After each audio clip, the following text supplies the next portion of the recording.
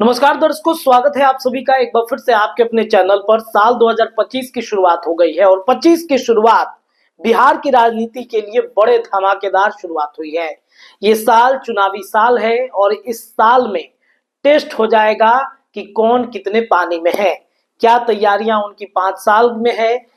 Janata Dal United जो लोकसभा में अपने आप को कह रही थी कि हमारा जो ग्राफ है, हमारे जो चुनावी एक तरीके से कहें तो जनता दल यूनाइटेड की जो स्थितियां हैं लोकसभा में, वो भारतीय जनता पार्टी से सबसे ज्यादा टॉप पे रही।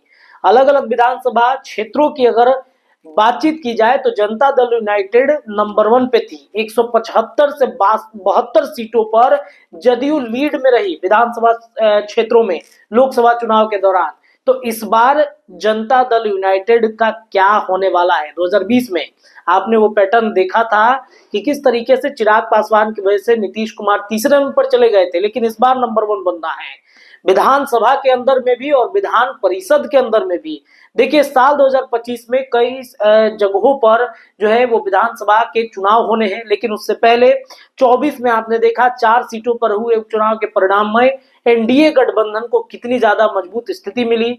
और 4 सीटों के अलावा जो तिरहुत स्नातक एमएलसी का जो सीट था उस पर एनडीए गठबंधन की तरफ से हालांकि कोई भी जीत दर्ज होती हुई नजर नहीं आई है। लेकिन एक और सीट जिसकी चर्चा चल रही है बिहार में, बिहार विधानसभा का ही वो सीट है, विधान परिषद के अंदर का सीट है, एमएलसी की सीट है। इस एमएलसी की सीट के लिए एनडीए गठबंधन से जनता दल यूनाइटेड की दावेदारी है और जनता दल यूनाइटेड ये सीट जीत भी सकता है। कैसे? इस सीट पर नीतीश कुमार अपना दबदबा कायम करेंगे। आज की इस वीडियो में हम इसी पर चर्चा करने बैठे हैं। दरअसल आपको बता दें कि 2-3 दिन पहले ही मैंने आपको खबर करके बताया था कि आप याद कीजिए जदयू ने कैसे जो सुनील सिंह है जो राष्ट्रीय जनता दल के वो एमएलसी थे, नीतीश कुमार की मिमिक्री करनी उनको भारी पड़ गई थी और उनको उनकी सदस्यता पूरी तरीके से खत्म कर दी गई थी। तो एक सीट पर उपचुनाव होने हैं, इसको लेकर के अधिसूचना जारी कर दी गई है। इसी महीने में उस सीट पर चुनाव होगा और उस सीट पर किस तरीके से जनता दल यूनाइटेड दावेदारी कर रही है, आइए हम आपको कुछ आंकड़ों के माध्यम से समझाने की कोशिश करते हैं। इसके पहले भी जनता दल यूनाइटेड ने जातीय कार्ड खेला और जिसमें जातीय कार्ड में ब्राह्मण, मुसलमान, पिछड़ा को विधानसभा और राज्यसभा भेज करके अपना दबदबा जो है वो कायम रखा है। बताएं आपको कि एक सीट पर बिहार विधान परिषद के उपचुनाव हो रहे हैं। निर्वाचन आयोग की तरफ से तारीख का ऐलान कर दिया गया है। सुनील सिंह की सदस्यता जाने के बाद इस सीट पर अब चुनाव होगा। एमएलसी सुनील सिंह की सदस्यता समाप्त होने के बाद उपचुनाव को लेकर तैयारी जोरों पर है। जानकारी के अनुसार एनडीए में यह सीट जदयू के कोटे में जाएगी और 2024 में नीतीश कुमार ने जिस तरीके से जातीय समीकरण खेला है, ऐसे में जदयू जातीय समीकरण को ध्यान में रखते हुए 2024 नीतीश कुमार ने ऊंची जाति, मुस्लिम और पिछड़ा समाज को राज्यसभा और विधान परिषद में भेजकर सम्मान दिया। हालांकि अति पिछड़ा समाज इससे वंचित है, तो इस सीट पर ज्यादातर संभावना है कि अति पिछड़ा समाज जो है वो इस पर जनता दल यूनाइटेड दे सकता है। पीछे का आप एक प्रकरण याद कीजिए, लालू परिवार के खिलाफ बगावत किए थे साल 2024 में राजद के एमएलसी रामबली चंद्रवंशी, जिनको बिहार विधान परिषद की सदस्यता से हाथ गंवाना पड़ा था, हाथ धोना पड़ा था। अब राजद के कंप्लेन के आधार पर विधान परिषद सभापति ने सदस्यता उनकी खत्म की।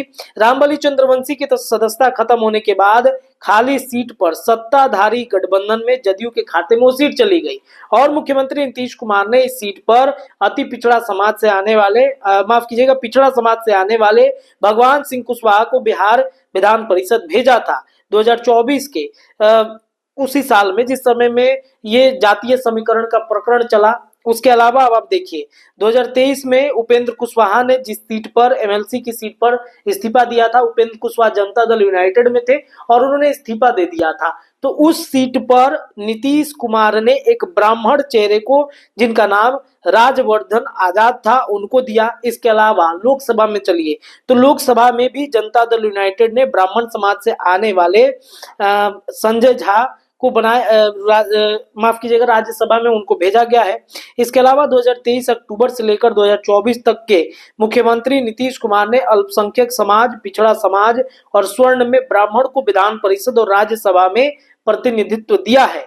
इस दौरान अति पिछड़ा समाज वंचित रह गया है और खबर यह है कि नीतीश कुमार अति पिछड़ा समाज के सशक्त जाति से उम्मीदवार बना सकते हैं। आपको बता दें कि इस साल विधानसभा चुनाव होने वाले हैं और अति पिछड़ा जातियों पर विपक्ष की जबरदस्त रूप से नजर है। राजद अति पिछड़ा की लामबंद करने की कोशिश में लगा हुआ है। वर्तमान में राजद का वीआईपी से गठबंधन है। मुकेश सहनी अति पिछड़ा समाज से हैं और बिहार में इस वर्ग की संख्या अच्छी खासी है। राजद का भाकपा माले, जिसका अति पिछड़ा गरीबों में जबरदस्त प्रभाव है, राजद माले से गठबंधन करता है। वहीं कांग्रेस का भी अपना प्रभाव है और ऐसे में नीतीश कुमार ने भी अपना बड़ा दांव खेल दिया है। एक सीट जो एमएलसी की है उस पर अति पिछड़ा समाज से आने वाले किसी बड़े नेता को चेहरा बना सकती है, उम्मीदवार बना सकती है और इसी महीने में उस सीट पर चुनाव होगा, जनवरी के महीने में।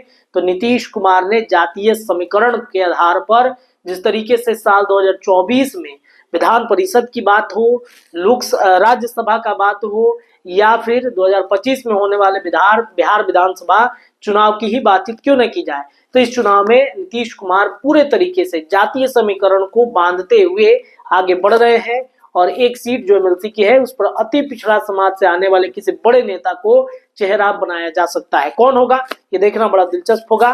फिलहाल इस रिपोर्ट में इतना ही, लेकिन जुड़े रहिए, ऐसी तमाम चर्चाएं लगातार आपको अपने चैनल पर मिलेंगी। बहुत बहुत धन्यवाद।